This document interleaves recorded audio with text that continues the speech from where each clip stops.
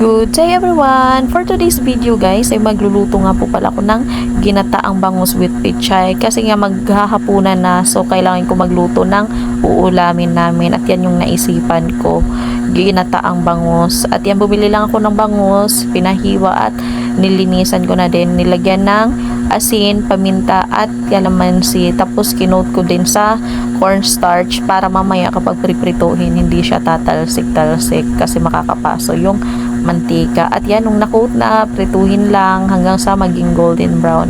At habang nagpreprito ako dyan, ay prepare ko na din yung mga sangkap na kakailanganin. Siling haba, sibuyas, ginger at garlic. At nung naluto na, ginisa ko naman yung mga sangkap na prepare ko kanina.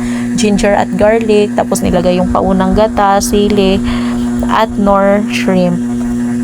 Tapos nung kumulo na, nahalo na, nilagay yung isda, yung bangus, at nilagay ko din yung pechay. Kasi maganda din yung medyo may may mga gulay-gulay din. Tapos yun, nilagay ko yung final gata, sili, at yan, mekos-mekos lang guys. Tapos nilagyan ko din ng sibuyas, pampadagdag ng aroma, at masarap din yung may sibuyas, pampadagdag din ng lasa. At naglagay din ako ng paminta, asin at asukal para pampabalansin ng lasa. Eh syempre tayo na lang din yung kakain, sarapan na lang din natin yung pagluto natin guys.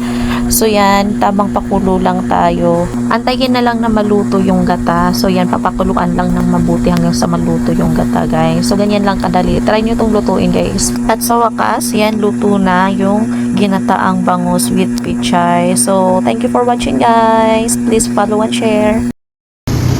Kain tayo guys. Bicol Express bangus. Try nyo itong lutuin. Mapapa-unli rice talaga kayo. Hindi talaga kayo magsisisi nito. Bicol Express bangus.